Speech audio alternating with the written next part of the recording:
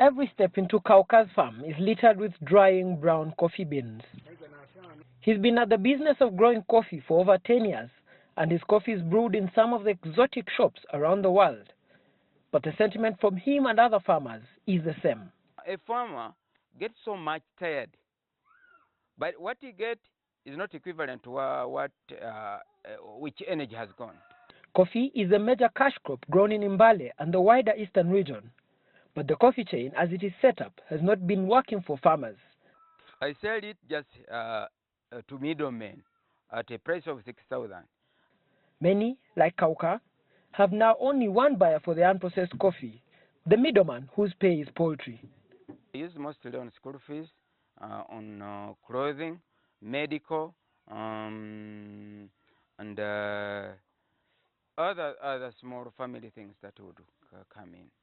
When their harvest is due, big cooperatives like Bugisu Cooperative Union buy the seeds from them to roast and grind and package. Even here, the pay is still not as attractive. It has affected us by way of reduced volumes of coffee we handle. It has affected us by way of prices we afford to pay. The chairman explains that while they previously offered good prices, economic policies of government opened them up to competition. The capacities to handle our coffee were affected by the economic liberalization policies of mid-1990s. That's the period when other players were allowed in the coffee sector. From the time that these red berries leave this farm, they will need about 3 weeks to get into your coffee cup. And then you will have to pay at least 10,000 shillings for that cup. How much of that goes to the farmer? I'm here to show you. At this local coffee shop, cups of coffee are being brewed each passing minute. The demand for coffee here is high. Initially, the culture has not been the best, but it's coming up. So it's always nice to see Ugandans walking here and priding in something they produce themselves. But the owner, Saleh, says to grow the income of farmers from coffee, more Ugandans need to embrace the culture of coffee taking.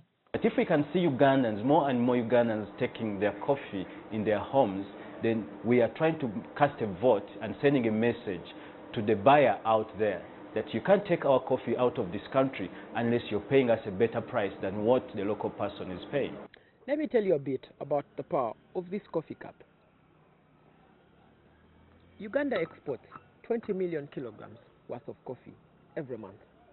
Now, to make this cup of coffee, you need just 100 grams of that. From 20 million kilograms, we would make 200 billion cups of coffee. Assuming we sold each of these cups of coffee at 10,000 Uganda shillings, we would be making 200 trillion shillings from coffee, money that's enough to fund at least 8 national budgets. Do you feel this coffee is powerful enough? The very long coffee chain may be helping many people complete their conversations and bring to light brilliant ideas, but for the farmers who grow it, they only ask for so little. If I get enough money, I would first of all build a good house, of which, like now, I'm receiving a number of visitors from Europe, but even they want to stay around, but the shelter is still bad, that they cannot stay there. So in future, if I get money, the first thing I embark on is building at least a reasonable size house that can accommodate me and my family people, plus maybe if visitors have come in. Raymond Mujuni, NTV.